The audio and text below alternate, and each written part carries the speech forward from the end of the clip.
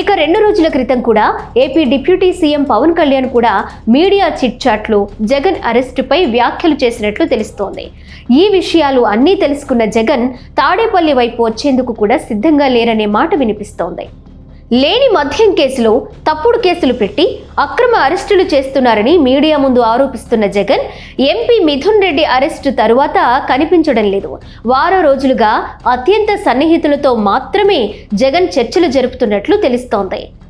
Charge షీట్లో జగన్ పేరును SIT అధికారులు ప్రస్తావించారు. దీంతో ఈ వ్యవహారాలన్నీ ఎలా ఎదుర్కోవాలి, అరెస్ట్ అయితే పరిణామాలు ఎలా ఉంటాయి, ప్రజల్లో సానుభూతి వస్తుందా లేక వ్యతిరేకత వస్తుందా అనే విషయంపై కూడా చర్చిస్తున్నట్లు సమాచారం. ఇక ఇదే లిక్కర్ స్కామ్ పై ఢిల్లీ పెద్దలతో కూడా జగన్ లాబియింగ్ జరుపుతున్నారనే మాట వైసీపీలోనే వినిపిస్తోంది.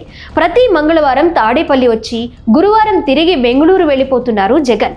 కానీ 2 వారాలుగా తాడేపల్లి వైపు రాలేదు. తెర వెనుక ప్రయత్నాలు ఫలిస్తే అప్పుడు తాడేపల్లికి వస్తారని, లిక్కర్ కేసు అక్రమమని ఎదురుదాడి చేస్తారనేది పార్టీ నేతల మాట.